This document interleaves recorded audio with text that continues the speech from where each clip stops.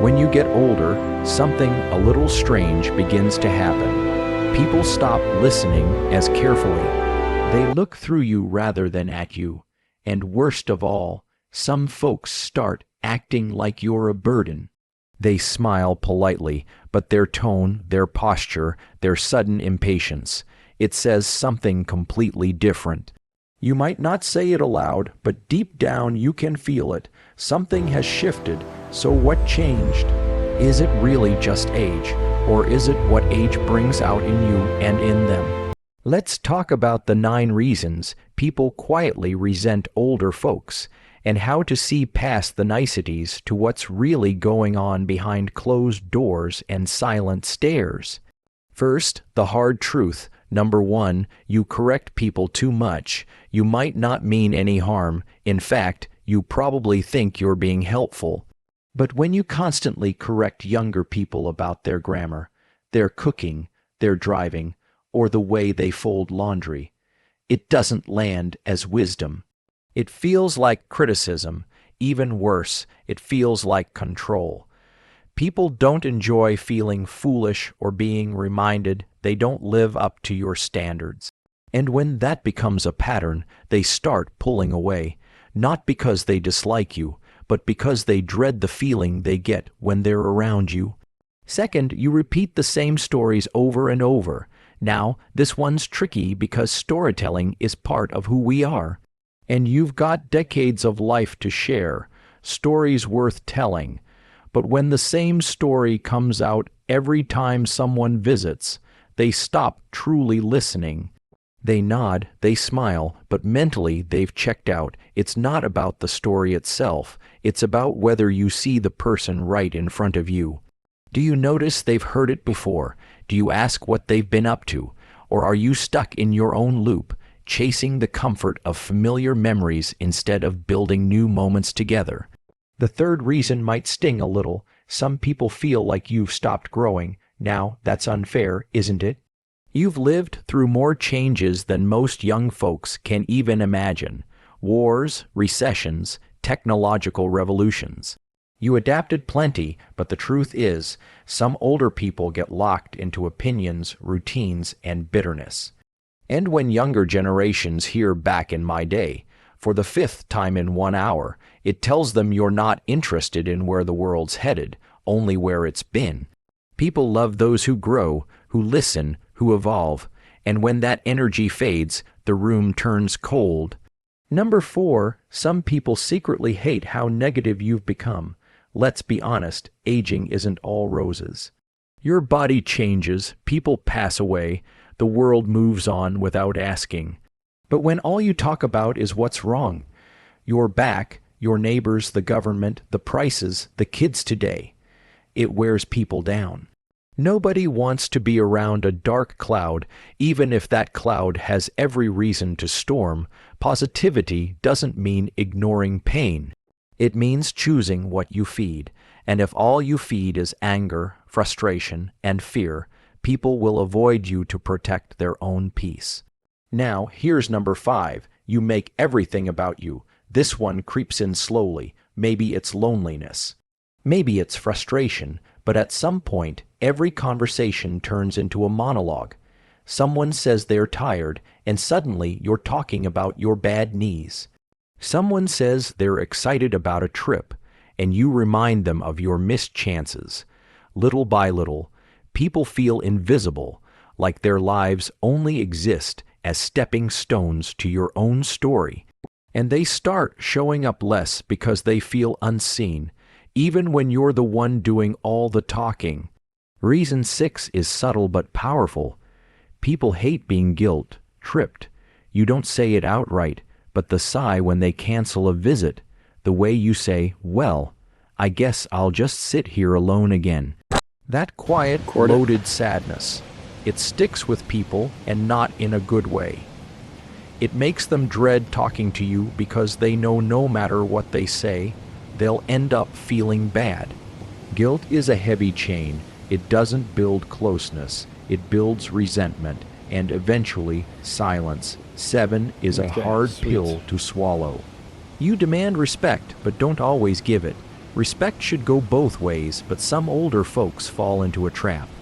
They think age alone means they should never be questioned, never challenged, never told no. They forget that younger people are adults too, with their own lives, ideas, and boundaries. You might say, kids these days don't respect their elders, but ask yourself, have you respected them as people or only as extensions of your own needs? Now, reason 8, you complain about being lonely but push people away. You say no to invitations. You avoid trying new things. You turn down help, then later say no one cares. It's not intentional, but it creates confusion. People don't know how to show up for you. They offer, but get rejected, so they stop offering. Then you feel forgotten, and the cycle keeps turning. Loneliness is real. But sometimes it's built from walls we put up ourselves, even when we crave connection the most. And finally, number 9, you talk more about the past than the future. That sounds poetic, right, but what it really means is this. People feel like you've given up when your energy says, my best years are behind me. People stop seeing you as part of what's ahead. They start speaking around you, not with you. They stop sharing dreams or plans because they assume you won't relate. You don't have to hike a mountain or launch a business, but dreaming, planning, hoping, that energy matters. It tells people you're still in the story, not just watching from the sidelines. So, let's pause right there. We've named the pain. We've exposed the quiet reasons that hide behind awkward silences and fading visits. But this isn't about blame, it's about power, because if you can see it, you can change it. And in part 2, we'll break down how to rebuild connection, how to shift perception, and how to become someone people want to be around not out of duty, but out of joy. You've heard the 9 reasons people secretly pull away as you grow older. Some hurt, some were already on your mind.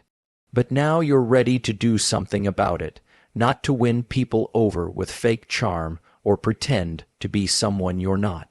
You're here because you still care, you still want to connect, and that starts by flipping each of those 9 problems into quiet superpowers. Let's start with a simple truth. The older you get, the more power you have to either push people away or draw them closer.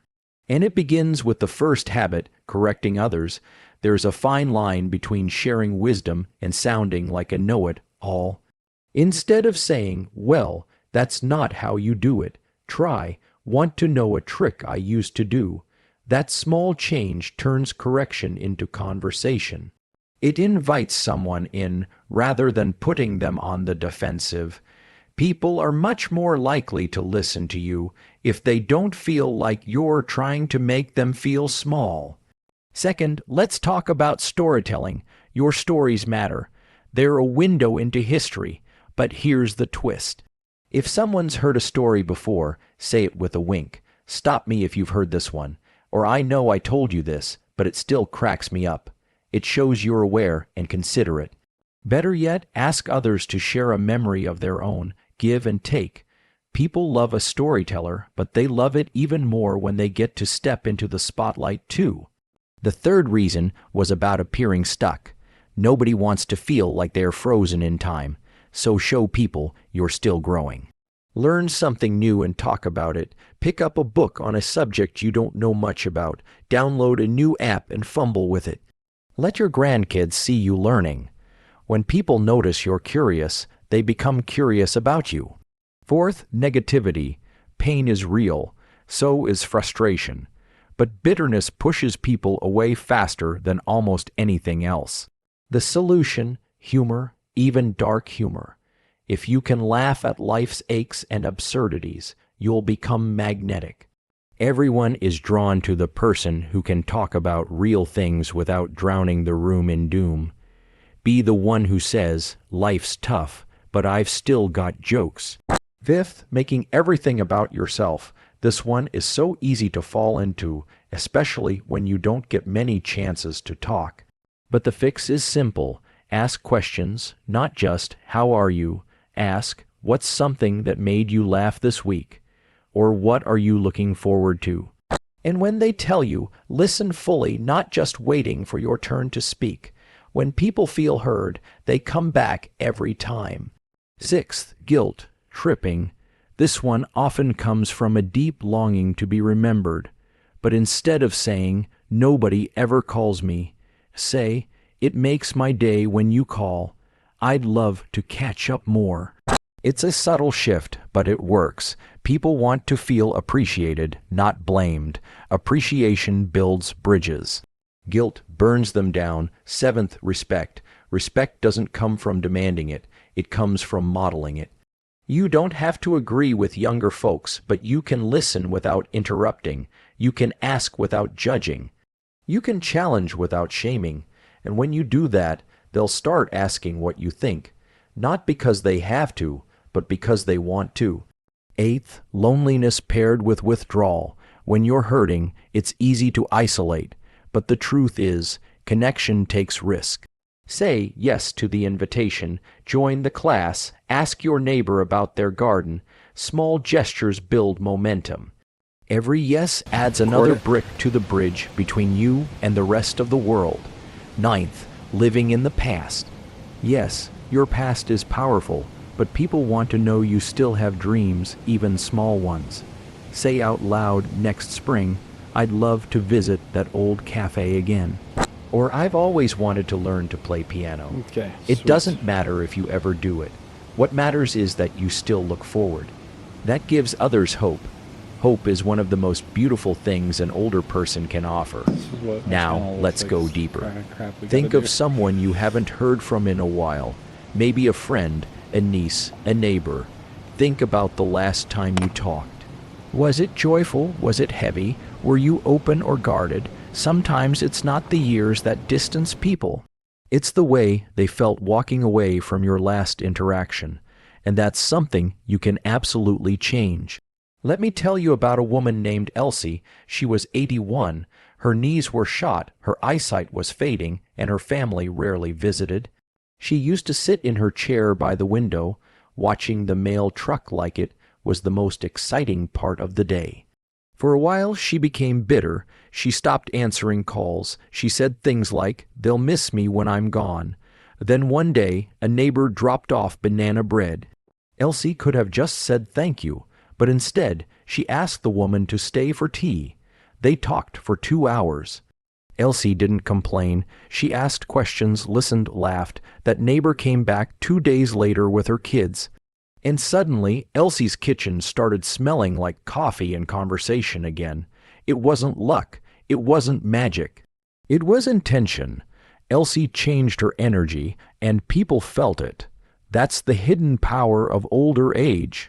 You've been through it all. That means you have something most people don't: perspective, peace, presence. When you let go of needing to be right or bitter or remembered for who you were, you become unforgettable for who you are now. And that's the twist people don't see coming. When an older person stops chasing attention and starts radiating calm, kindness, and curiosity, people flock to them, not out of duty, but out of desire, out of warmth. You've faced the 9 hardest truths about why people may secretly pull away as you grow older. You've looked each one in the eye and learned how to turn them into quiet superpowers without changing who you are at your core. But there's one last layer.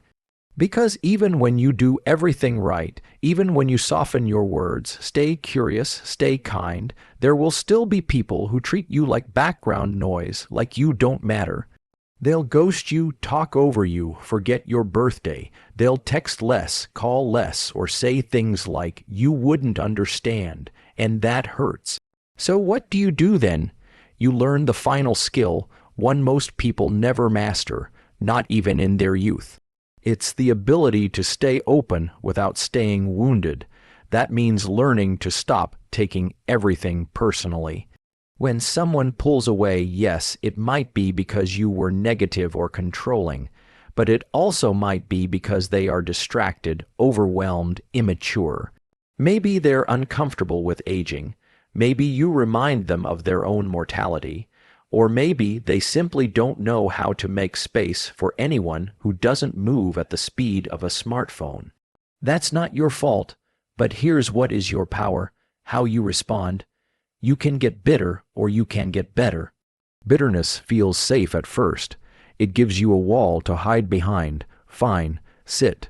You think they don't want to see me. Then I don't need them, but here's the trap. Bitterness doesn't protect you.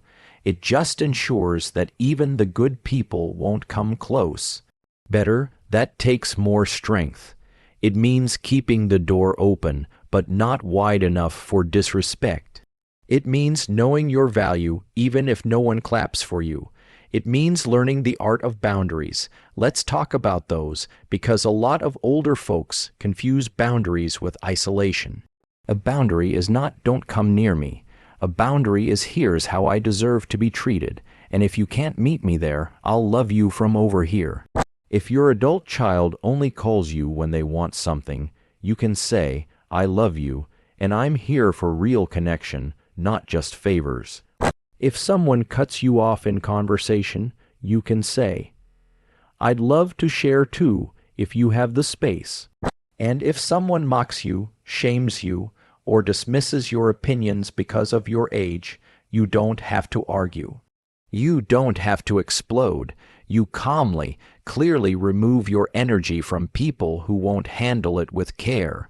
That's not weakness, that's wisdom. Now, let's flip the lens again. Because while we've talked about what you can do differently, there's also something beautiful that happens when you simply lean into who you already are. You've lived, you've survived. You've cried behind bathroom doors no one saw. You've given, sacrificed, hoped, and kept going when the world was cold. That story matters, and you don't need 100 people to clap for it. You just need a few real connections who see you as you are and feel lucky to know you. To attract those people, you don't need to be the loudest, the funniest, or the fittest. You just need 3 things. First, warmth. People forget words, they forget advice even, but they never forget how you made them feel.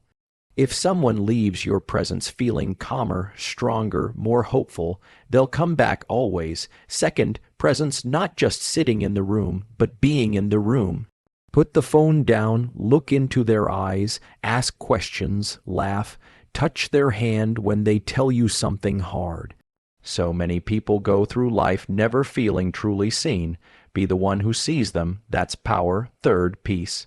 To them, that doesn't mean you're never angry. It means you carry a quiet steadiness. You've stopped chasing approval. You don't need to dominate conversations. You just show up with your whole heart and let go of the outcome. That peace, people crave it, especially in a noisy, distracted world.